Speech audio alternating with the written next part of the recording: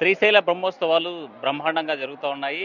రేపు శివరాత్రి కావడంతో పెద్ద సంఖ్యలో తరలి వస్తున్నారు భక్తులు. మనతో మాట్లాడడానికి ఆలయ ఈవో శ్రీనివాసరావు ఉన్నారు. సార్ చెప్పండి, రేపు వచ్చేటువంటి భక్తులకి ఎలాంటి ఏర్పాట్లు చేశారు? ప్రస్తుతం ఈ బ్రహ్మోత్సవాల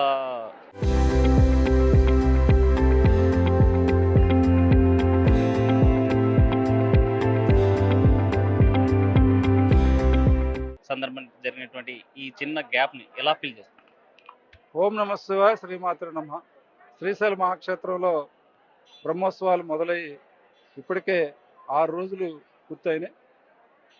ఈరోజు నిన్న మొన్న పూర్తి స్థాయిలో మనం క్యూలైన్ నిర్వహణకు సంబంధించి ప్రక్షాళన చేయడం ద్వారా ఏ భక్తుడు క్యూలైన్లో వెయిట్ చేయకుండానే నడక తోటే మాత్రమే దేవాలయంలో గర్భాలయంలోకి వెళ్ళి దైవ దర్శనం చేసుకొని అమ్మవారి దర్శనం కూడా పూర్తి చేసుకొని 20 నిమిషాల నుంచి 25 నిమిషాల లోపు, అది కూడా వెయిటింగ్ అనేది లేనే లేదు. నడక అంటే భక్తుడు ఒక్కొక్క మనిషి ద్వారా చేసుకోవడానికి సంబంధించిన ఏర్పాట్లు చేశాం. అది నిన్న మొన్న పూర్తి స్థాయిలో విజయవంతంగా చేశాం. ఈ రోజు కూడా చూసి ఈరోజు సుమారుగా 1,00,000 మంది దాకా అనుకుంటున్నాం. రేపు 1,30,000 నుంచి 1,40,000 మందికి మనం అంచనాతోటి గంటకు సరాసగటున 7,000 మంది దాకా దర్శనం చేయించాల్సిన బాధ్యత మా మీద ఉంది. ఆ విధంగా భక్తులందరినీ కూడా సహకరించడానికి సంబంధించినటువంటి జిల్లా కలెక్టర్ గారు, ఎస్పీ గారు, మేమందరం కూడా సమన్వయంతో వారు ఇక్కడే తిష్ట వేసి గత 4 రోజుల నుంచి కూడా స్థానికంగా ఉన్నటువంటి దేవాలయ పరిసరాలు దాంట్లో ఉన్నటువంటిది రేపటి ప్రాశస్త్యాన్ని దృష్టిలో పెట్టుకొని మనకు 10 గంటలకి జరిగేటువంటి పాగాలంకరణ, అది పవిత్రమైన కార్యక్రమం. ఎక్కడ చిన్నపాటి పొరపాటు జరగకుండా, భక్తులు ఇబ్బంది పడకుండా, దేవాలయానికి ఎటువంటి ఇవి కాకుండా చూడటం కోసమని చెప్పి ఒక 7,500 మంది మాత్రమే ఈ దేవాలయ ప్రాకారం లోపల మరి పట్టేటువంటి అవకాశం ఉంది. వారికి మాత్రమే లోపలికి రావడానికి మనం కొంత సర్దుబాటు చేసి మిగిలినటువంటి వారందరికీ కూడా ఎల్ఈడీలని బయట ఏర్పాటు చేయడం జరిగింది.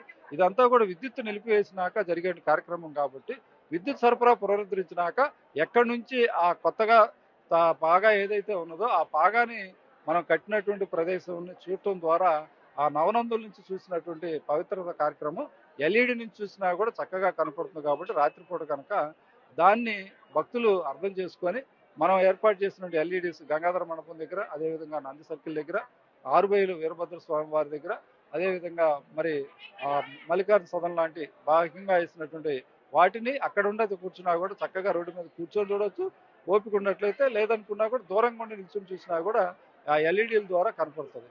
ఆ విధంగా సహకరించవలసిందిగా కోరుతున్నాం. అదేవిధంగా విఐపీసీ కూడా మనం రోజుకి మొత్తం మీద కూడా 2 గంటలు మాత్రమే సమయపాలన పెట్టేసి, సమయపాలన ద్వారా మనం ఆ దర్శనాలకి ఇతర భక్తులకి ఎవరికి అసౌకర్యం కాకుండా మనం చూస్తూ ఉన్నాం. తర్వాత మంచినీరు కానీ, అదేవిధంగా టాయిలెట్ వ్యవస్థ కానీ, అదేవిధంగా బాహ్యంగా ఉన్నటువంటి వాటిల్లో 6,27,000 మంది 6,27,000 చదరపు అడుగుల్లో మనం ఈ యొక్క షేడ్ని ఏర్పాటు చేసి అక్కడ కూడా తాగునీరు, అదేవిధంగా వీటన్నింటిని కూడా ఏర్పాటు చేశాం. ఇప్పటి వరకు చాలా చక్కగా మనకు భక్తుల నుంచి ఫీడ్బ్యాక్ వస్తుంది. ఉచిత ప్రసాదం కింద లడ్డు ప్రసాదాన్ని అమ్మవారి గుడి కనుక దర్శనం చేసుకునే వారికి ఇస్తున్నాం. టోల్ గేట్ను 12వ తారీఖు రాత్రి నుంచి 16వ తారీఖు వరకు 4 రోజుల పాటు ఎత్తివేయటం ద్వారా ఏ ఒక్క వెహికల్ ఎక్కువసేపు వెయిట్ చేయకుండా ఉంది. అదేవిధంగా దోర్నాల ఫారెస్ట్ చెక్ పోస్ట్ను కూడా ఎత్తివేయటం ద్వారా వీటన్నిటిని కూడా చూస్తాం. కనుక అటు ట్రాఫిక్ జామ్ కానీ ఇవి కానీ లేకుండా భక్తులు వచ్చి 16వ తారీఖు సాయంత్రం 5:30 గంటలకు జరిగేటువంటి ఏదైతే రథోత్సవం ఉందో ఆ రథోత్సవాన్ని తిలకించి మనం ఇంత పవిత్రంగా వచ్చినటువంటి దాన్ని ఇతర భక్తులకు కూడా అసౌకర్యం కలగకుండా ఆ యొక్క క్షేత్రంలో జరిగేటువంటి వాటిని తిలకించడం ద్వారా మీకు మంచి జరగాలని చెప్పేసి దేవస్థాన అధికారిగా కోరుకుంటూ ఓం నమ శివాయ, శ్రీమాత్రే నమః. ప్రధానంగా చెప్పండి, క్యూ లైన్లో వచ్చేటువంటి వృద్ధులు, చిన్నపిల్లలకి వాళ్ళకి ఇబ్బంది కలగకుండా ఎలాంటి ఏర్పాటు తీసుకుంటారు, జాగ్రత్తలు? అంటే ఇక్కడ 2 రకాలు. మనకి ఏదైనా ఒక ఉత్సవం జరిగినప్పుడు లక్షల మందిలో వచ్చినప్పుడు సాధారణ రోజుల్లాగా వృద్ధులకు కానీ వికలాంగులకు కానీ మనం ప్రత్యేకంగా ఏర్పాట్లు చేసినప్పటికి కూడా వారందరినీ కూడా వీలైనంత వరకు రేపటి మహాశివరాత్రి రోజు రాకుండా ఉన్నట్లయితేనే విడి రోజుల్లో వాళ్ళకి ప్రశాంతంగా మేము ఏదైనా సహకరించగలం. ఎందుకంటే ఇంతమంది లక్షల మందిలో మేము ఏర్పాటు చేసిన 4 లైన్ల ద్వారా మాత్రమే మేము లోపలికి తీసుకొని రాగలం.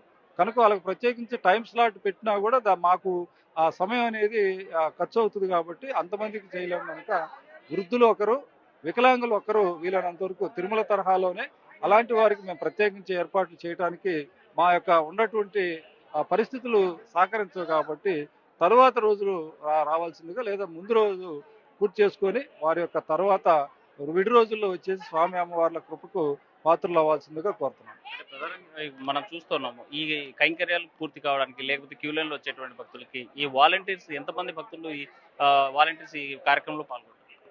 అంటే మనకు మామూలు రోజుల్లో 600-650 మంది ఎప్పుడు శివసేవకులు ఉంటారు. ఈ ప్రత్యేక కార్యక్రమంలో 1250 నుంచి 2000 మంది వరకు కూడా మనకు అందుబాటులో ఉంటారు. మనం 6300 మందిని ఆన్‌లైన్‌లో రిజిస్ట్రేషన్ చేసుకున్నాం. ఏ తేదీన ఎవరు సేవ చేయడానికి ముందుకొస్తారో వాళ్ళ యొక్క సేవలను వినియోగించుకోవడానికి ఇప్పటికే మనకు ఒక 5 సేవా సంస్థలు నమోదు చేసుకొని వారి ద్వారా ఆయా దీంట్లో పాయింట్‌లో ఎవరికి ఒత్తిడులు గాని లేదా ఇంకోటి సిఫారసులు లేకుండా మనం ఎవరెవరికి రొటేషన్ పద్ధతుల్లో మాత్రమే ఆ పాయింట్లు కేటాయించడం ద్వారా వాళ్ళ సేవలను కూడా వినియోగించుకుంటా ఉన్నాం. అంటే అసౌకర్యానికి గురై ఎవరైనా ఇబ్బంది పడితే ఎమర్జెన్సీ సేవలు ఎలా ఉపయోగించుకుంటారు? మనకు 5 అంబులెన్స్‌లు ఉన్నాయి. వాటిల్లో 2 గంగాధర మండపం వద్ద ఎస్కేడి మన టీటీడీ గేట్ దగ్గరనే 2 వైపులు పెట్టేసి అటుపక్క మన హాస్పిటల్ 10 బెడ్ తోటి ఉంది. 30 బెడ్ తోటి ఇది ఉన్నాయి. ఇప్పటి వరకు చిన్న ఎవరికైనా చిన్న కళ్ళు తిరగటం గాని అలాంటివి వచ్చినా కూడా వితిన్ 10 నిమిషాల లోపలే వారిని మళ్ళా హాస్పిటల్‌కి తీసుకొని వెళ్ళి అందరూ కూడా చక్కగా భగవంతుని దయ వల్ల ఎవరికి ఎటువంటి ఇబ్బంది లేకుండా వారు మళ్ళా స్వస్థత చేకూర్చడం ద్వారా స్వామి అమ్మవారే వాళ్ళందరినీ కూడా కాపాడుతూ ఉన్నారు.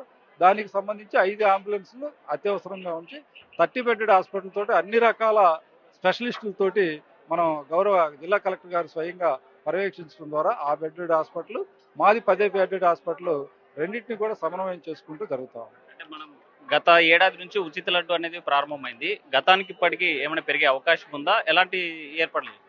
అంటే ఉచిత లడ్డు గత సంవత్సరం 4 రోజులు ఇచ్చినట్లుగానే నిన్న మొదలు పెట్టాము. ఉదయం కూడా తెల్లవారుజామున. ఈ రోజు రేపు ఎల్లుండు రేపెట్టి మహాశివరాత్రి ఎల్లుండి ఇంట్లో ఉంది కాబట్టి గత సంవత్సరాన్ని 4 లక్షల వరకు మనం పంపిణీ చేశాము. 4 లక్షల వరకు చక్కగా ఎక్కడా కూడా ఒక్కరికి కూడా లేకుండా నిన్న ఉదయం నుంచి సపోజ్ 60,000 మంది భక్తులు కనుక దర్శనం చేసుకుంటే 70,000 మంది అంటే ఒక్కోసారి 1-2 లడ్లు ఎక్కువ అడుగుతుంటారు. దాన్ని మనం ప్రసాదం కాబట్టి కాదని అనలేము. 50 గ్రాముల లడ్డుని ఉచితంగా ఇస్తూ ఈ సంవత్సరం మనం 6 లక్షల వరకు పంపిణీ జరుగుతుందని చెప్పి ఆ ఏర్పాట్లు చేసి దానికి తగ్గట్టుగా కూడా ఉన్నాం. మిగతా లడ్లు ఏవైతే ఉన్నాయో అది 32,50,000 గత సంవత్సరం ఇచ్చాం. ఈ సంవత్సరం 36 నుంచి 38 లక్షల రూపాయలు 38 లక్షల వరకు లడ్డూలు తయారు చేసి అందుబాటులో రావడానికి అన్ని రకాల చర్యలు తీసుకున్నాం. ఎవరికి ఎటువంటి అసౌకర్యం అనేది కాదు. 30 కౌంటర్ల ద్వారా వాటిని పంపిణీ చేయడానికి కూడా ఏర్పాట్లు చేస్తాం. క్షేత్రానికి వచ్చే భక్తులకి ఏం చెప్పదలుచుకున్నాం? ఈ క్షేత్రం మొత్తం కూడా పుణ్యక్షేత్రం, అదేవిధంగా సిద్ధక్షేత్రం. భారతదేశంలో ఉన్నటువంటి ద్వాదశ జ్యోతిర్లింగాల్లో మరి 2వ జ్యోతిర్లింగం, అష్టాదశ శక్తిపీఠాల్లో 6వ శక్తిపీఠం ఉన్నటువంటి ఈ క్షేత్రమే పుణ్యక్షేత్రం అయినప్పుడు అయితే మనం అవకాశం ఉంటే తప్పనిసరిగా స్వామి అమ్మవారిని దర్శించుకోవడం ఇది కాదు. కానీ లక్షల మందికి మరి క్యూ లైన్ల ద్వారా ఇచ్చేటువంటి అవకాశం కూడా లేదు కనుక మీకుండా సమయాన్ని బట్టేసి దర్శనం చేసుకోండి.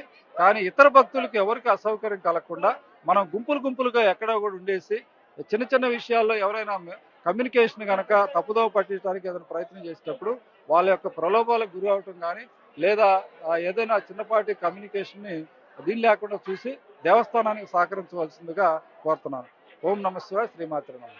శ్రీశైలానికి వచ్చే భక్తులంతా కూడా సమన్వయంతో పాటించాలి. ప్రతి ఒక్కరు కూడా దర్శనం చేసుకోవాల్సినటువంటి అవసరం ఉంది. ఆ రకమైనటువంటి ఏర్పాట్లు చేశామని చెప్పి ఆలయ ఈవో చెప్పేటప్పుడు విడుదల చంద్రశేఖర్తో హుసేన్ ఆర్టీవీ కర్నూలు. చరిత్ర సృష్టించినోడు ఇప్పుడు ఆ చరిత్రని తిరగరాయబోతున్నాడు. అబద్ధాల గోడల్ని బద్దల కొట్టి నిజాలను రాగా మీ ముందుంచబోతున్నాడు. నిజమైన వార్తల కోసం వెంటనే డౌన్లోడ్ చేసుకోండి రా యాప్ని.